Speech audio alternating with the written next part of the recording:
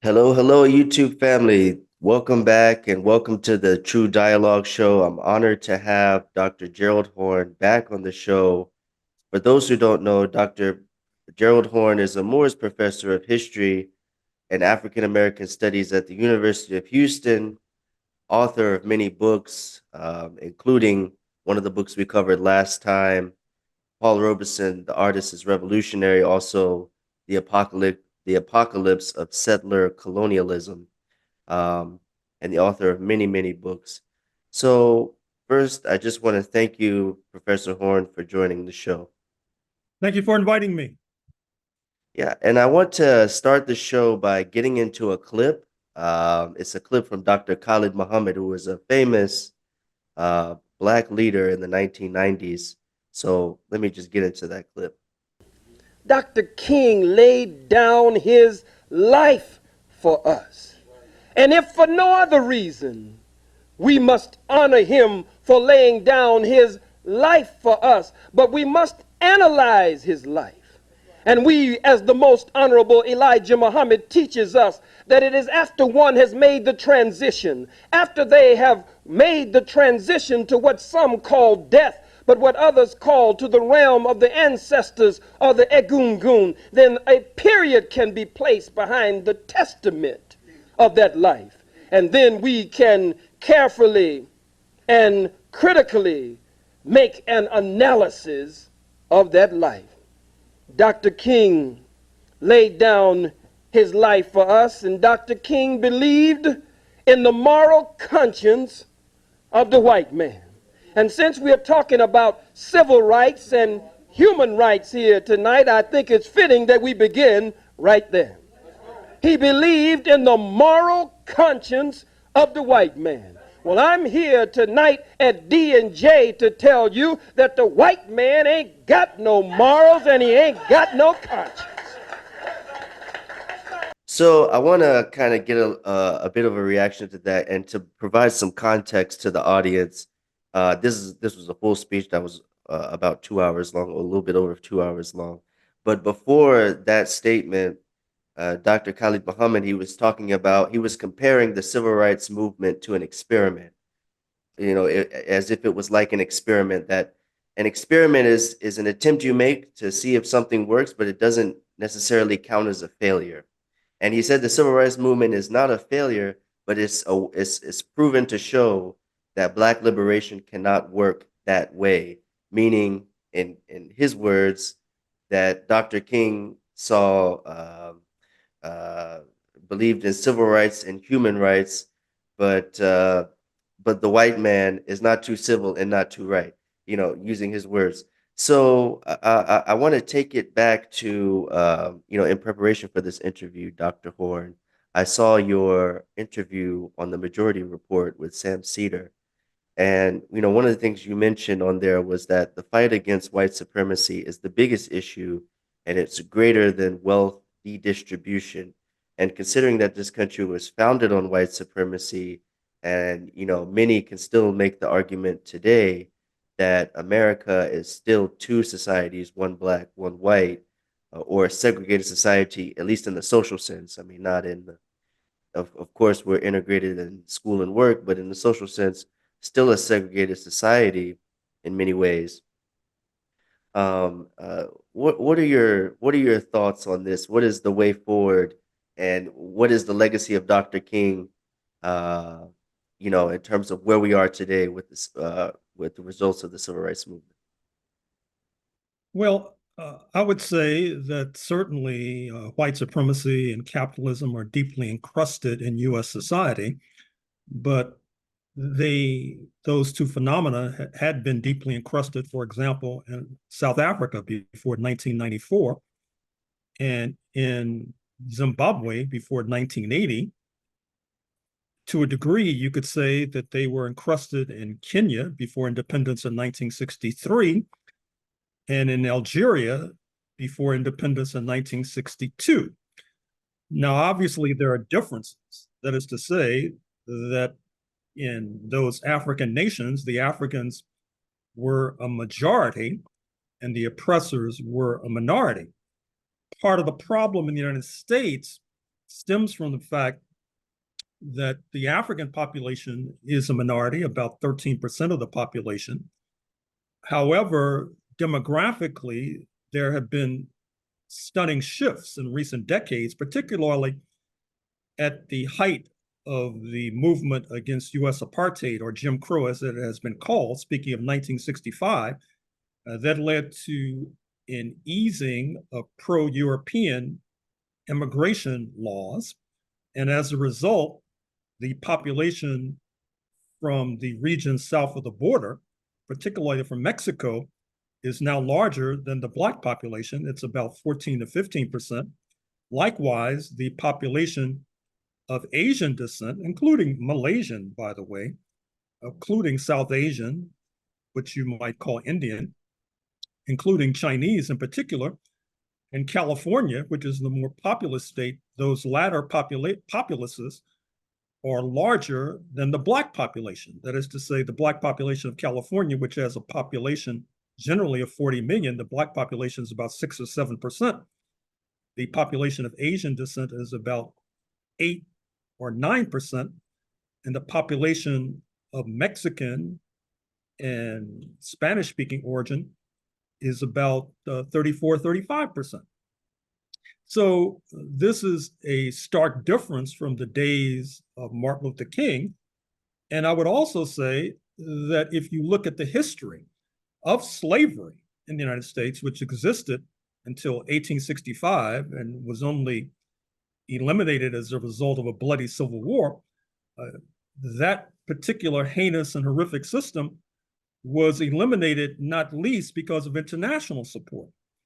Likewise, if you look at the retreat of US apartheid, Jim Crow, that system began to retreat as a direct result of international support. That is to say, that with the rise of a socialist count, beginning in 1917 with the Russian Revolution, and continuing with the movement towards liberation of the colonies, Malaysia, Singapore, Africa, etc., you found that US imperialism and its allies had difficulty in appealing to those nations in the ideological contestation with a socialist camp as long as US apartheid continued to obtain and persist.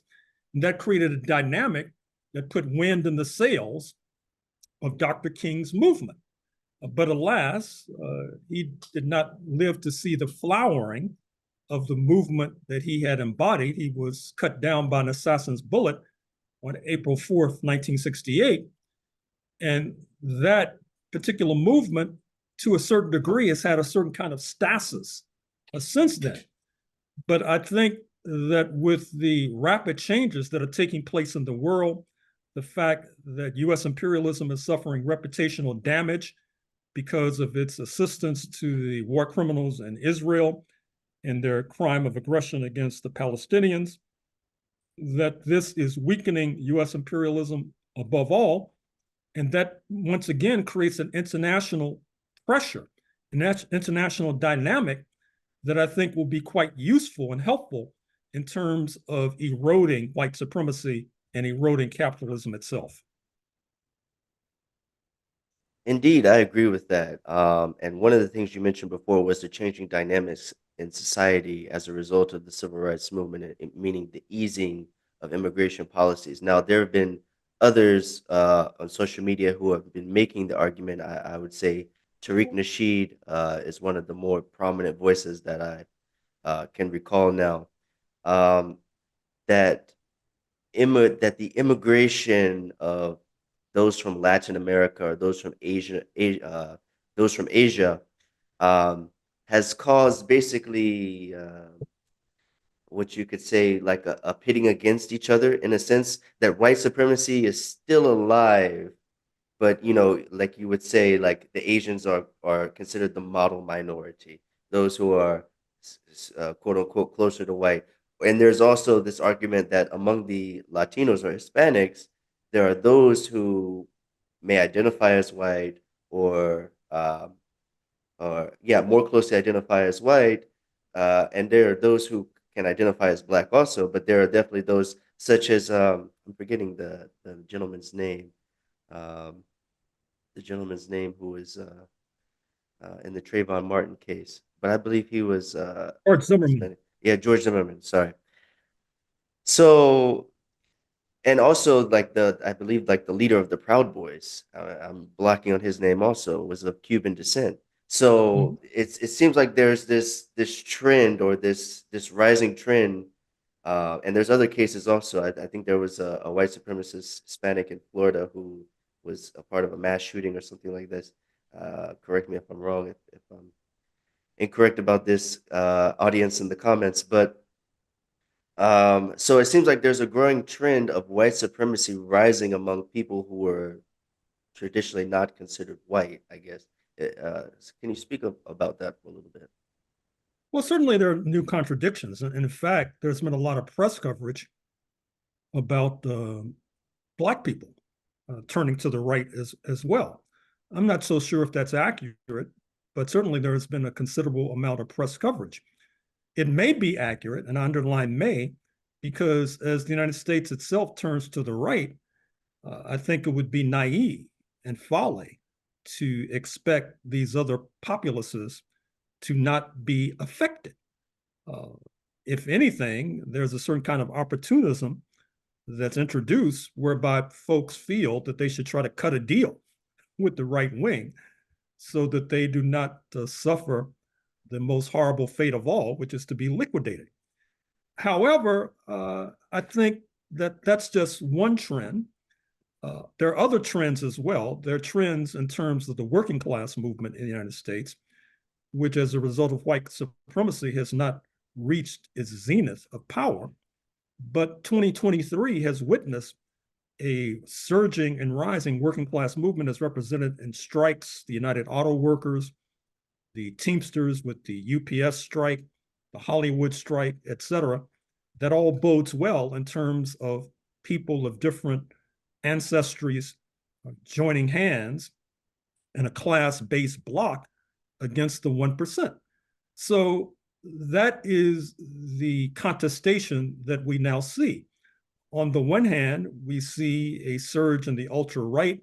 We see a surge in the Trump movement in particular, which, by the way, may be returning to power as soon as November 2024.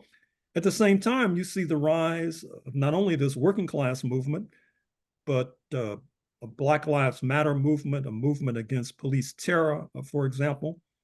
You see in the Asian and Latino communities a movement against immigration restrictions, for example, which lead to treating these populaces as less than human.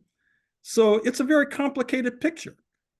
But I think it's also fair to say that we cannot say at this juncture which of these two trends will prevail. That is to say, will the working class movement, which crosses ancestral lines, crosses so-called race lines, will it prevail, or will the ultra-rightist movement, forwarded in the first instance by white supremacy, will it prevail? It's going to be a contest, and we shall see. Indeed, indeed, and I agree with you that it has become a complicated picture. It's not quite the America that it was when Dr. King was alive. A very white and black America. So I guess considering the complexity that we have today, with our Latino population being around 30% larger than the African American population. With 30% in California, nationally, it's about 15 or 16%. Okay, okay. So nationally about 15 or 16%. And the rise of also the Asian American population. So considering that we have many groups now today in the United States, what is the way forward of Dr. King's vision? I mean, he was fighting for integration of America uh for for black kids and black boys and black girls to finally be free of the racial oppression that they were experiencing in the generations before. And like in I Have a Dream speech, I have a dream that little black boys and black girls can play together. So, considering this, And considering the comments of Dr. Khalid Muhammad, in terms of the African American population, has that really served the African American population as it stands today? Well, first of all, I would say you must draw a distinction between desegregation and integration. I think that the thrust, the crux of the movement that Dr. King embodied was for desegregation. You look at apartheid South Africa, where you had separate cars on trains, separate toilets in train stations, for example, and all the rest. Desegregation means that everybody has to go to the same toilet, and Black people are not necessarily segregated on trains. And that's the essence of desegregation. And I think that was the essence of the movement and the laws. By calling for desegregation, as a byproduct, inevitably it led to integration. But the main thrust was desegregation. Uh, where does that movement stand today? Did it benefit Black Americans? Well, I think it did in the long run. Before the rise of this anti-Jim Crow movement, a person from myself would be barred from different colleges and universities. And we're talking about millions of people. But as a result of this movement against segregation, people like myself were able to attend college and then began to be equipped to struggle against the legacy of Jim Crow. Now, of course, this movement was not, in essence, a movement to redistribute the wealth. It was not a socialist movement in that sense. That is the stage that we are approaching. So certainly, because of that, it's fair to say that there are still unconscionable numbers of Black people are stuck in poverty, just like there are unconscionable numbers of people of Latin American heritage stuck in poverty, and Asian American heritage too, and Euro American heritage as well. But that's the next stage. Oftentimes, movements, they proceed in stages. It's just like launching a rocket. For example, you'll see one boost phase, and then a second boost phase, and a third boost phase before it gets out into the atmosphere, to the stratosphere. And likewise, the movement against Jim Crow was one stage, and now we're faced with a more difficult stage, which is the movement for redistribution of the wealth, which brings us back to what I mentioned a moment or two ago, which is the working class movement, the movement involved in strikes in 2023. And that is the difficult movement because it's going to be a very hard and bitter struggle to wrest from the 1% their ill-gotten gains. And so I guess to follow up on that, to contrast that with the ideas of Malcolm X or Farrakhan or Dr. Khalid Muhammad, who, and those ideas are still surviving with Farrakhan, who's alive today, and the Nation of Islam still persists. Um, do you think that the thrust or the fight for desegregation, as you were mentioning, which was the main thrust of the civil rights movement, did that incentivize us to be less unified in terms of fighting for building our own institutions, building our own way to be successful? Because I was recalling one of Dr. King's comments. I was listening to one of his speeches, and one of the things he said was in regards to more successful African Americans, he said, for the Negroes who have sailed out of the backwaters and eased into the fresh waters of the mainstream, they have forgotten the stench of the backwaters, forgotten their fellow brothers who are, struggling, starving, or still dealing with the results of, you know, generational slavery and Jim Crow and so on. So, considering this, our talented 10th, so to speak, that W.E.B. Du Bois would speak about, our talented 10th have gone into corporate America in large part. They've gone into corporate America and they're using their talent and skills to build up corporate America. And it kind of brings me back to to a song by Dead Prez. Uh, for those who don't know, Dead Prez was a rap group back in the '90s, early 2000s, focused on conscious hip hop.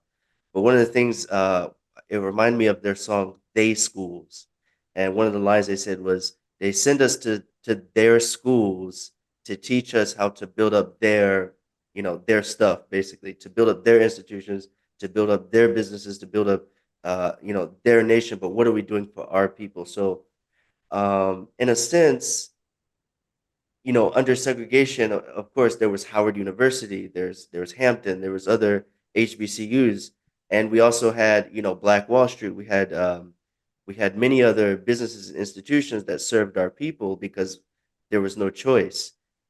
Now it seems like there's been an erosion of that, and it seems like, what if we took the alternate path of sticking to, so to speak, let's stay on code, as they say today. Let's stay on code. Let's stay together.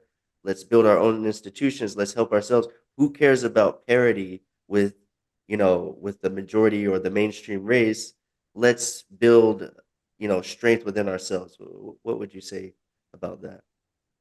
Well, first of all, this question of class, which is what you're talking about within the Black community, is nothing new. Under slavery, you had free Negroes. Many of the free Negroes, they were split. Some assisted slave revolts, some did not, because they did not see it as within their interest. Under Jim Crow, you had a similar phenomenon.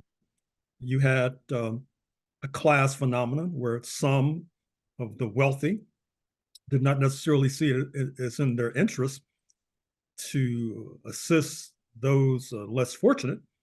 And of course, today you have that phenomenon.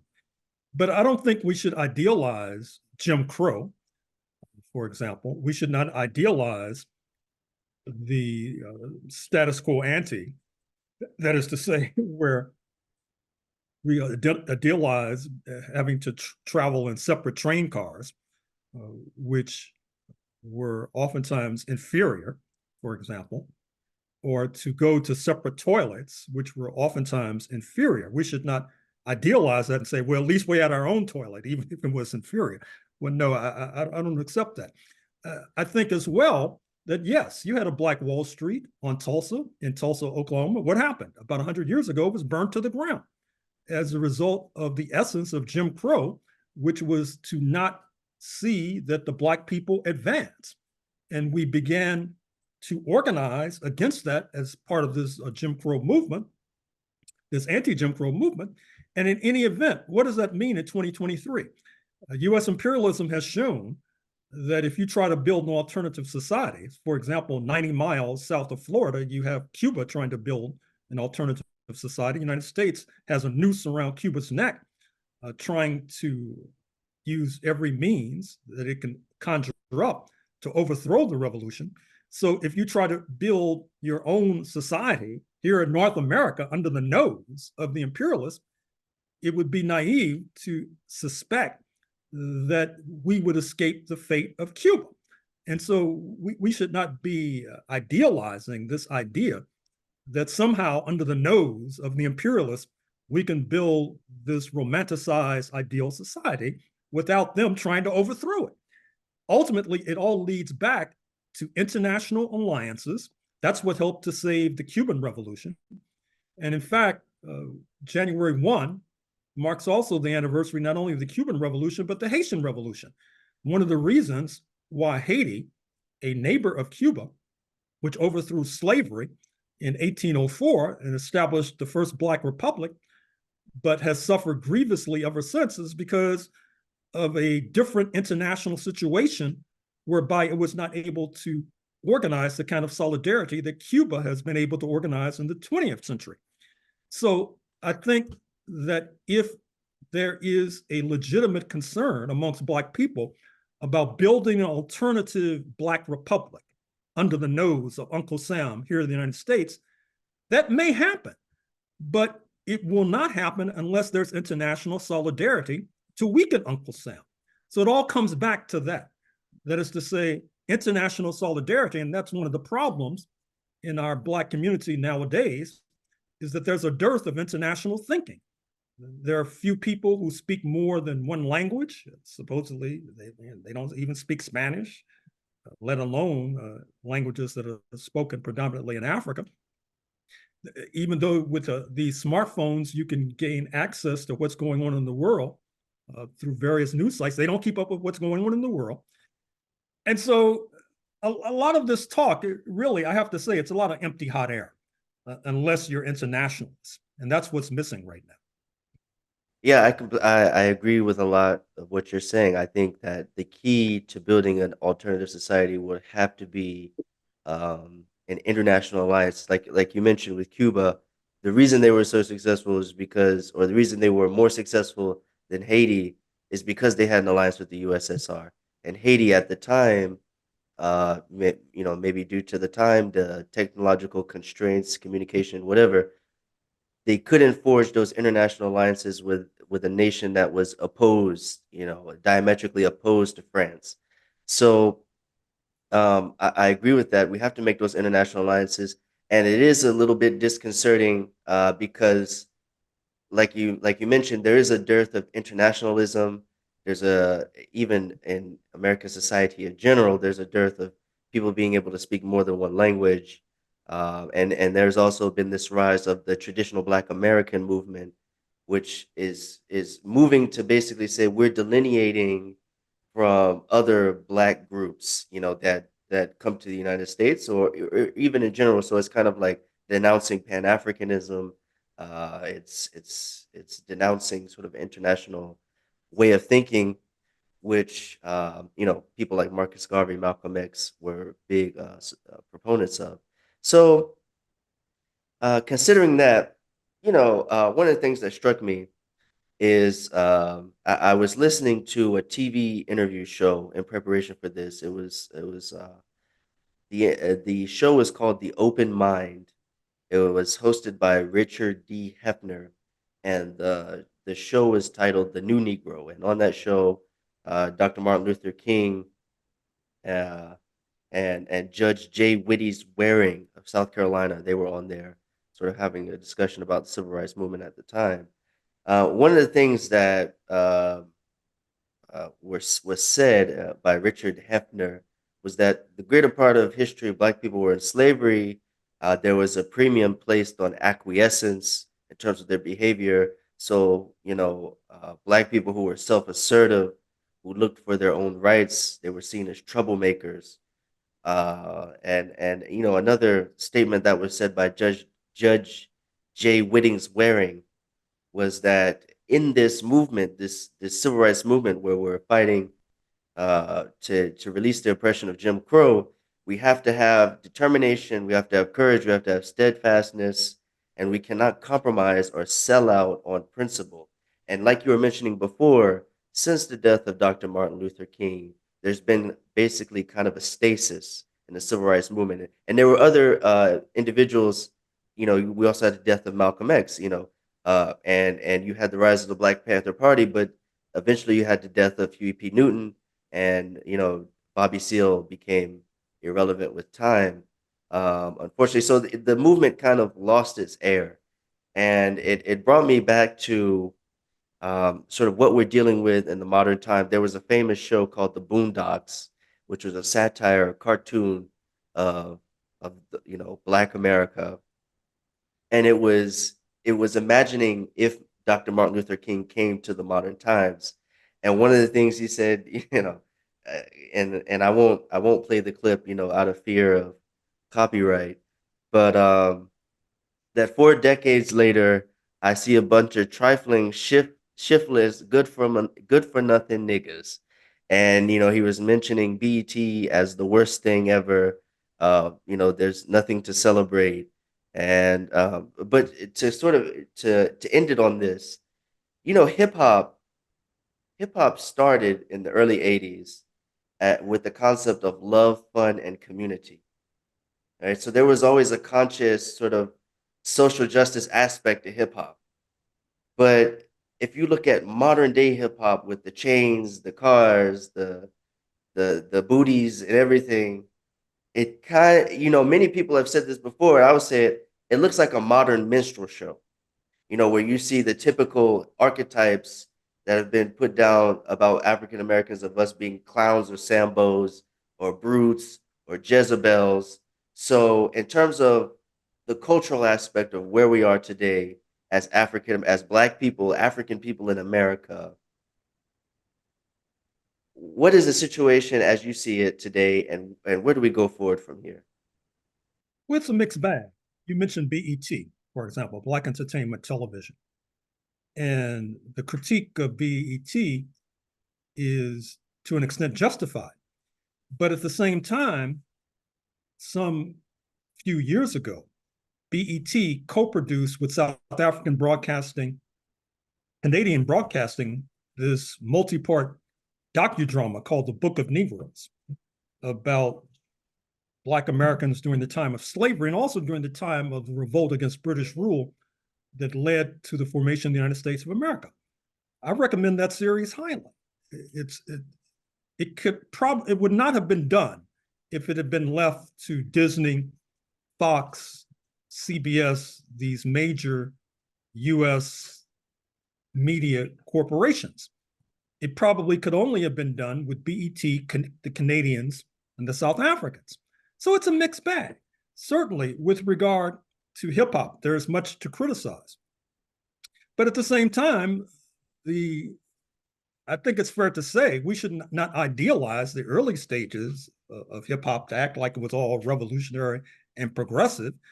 The trends that you're criticizing were there from the inception. How could it not be? Because hip hop is not a thing in itself.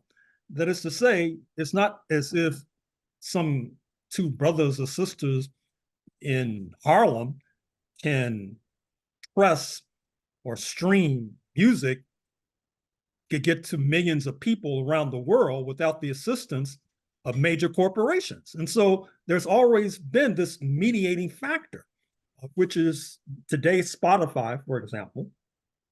And you have to ask yourself, what would be the interest of Spotify in terms of, or even Warner Music, in promoting Black revolution, for example?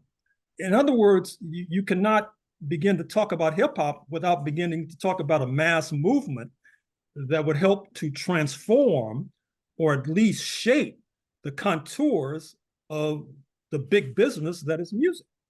And so everything comes back to our ability to organize, everything comes back to our ability to mobilize, to our ability to internationalize, et cetera. And if those factors are not missing, or if those factors are missing, well, then of course we're going to be complaining and grousing and being bitter. But the fate and the future is in our hands, and I happen to be optimistic to think, to coin a phrase, that we will overcome. Indeed. And I think what you're speaking to is kind of the baboon and the salt trap, as Dave Chappelle said it, that you have individuals, because the money is dangling in front of you, there's the opportunity to make money, especially in the entertainment industry. If you talk about sex or murder or big chains or being a gangster or what have you, or being on lean, that there's those who would take the money, right? And that comes from, we have to have the solidarity together, we have to have the internationalism, we have to be able to build a movement and stick together. And yeah, I think unfortunately you will still have those who want to take the money if the incentives are there. Um, so, Dr. Horn, I really thank you for your time. I really appreciate this discussion. I think it was a very enlightening discussion. Um, and yes, thank you so much. Thank you for inviting me.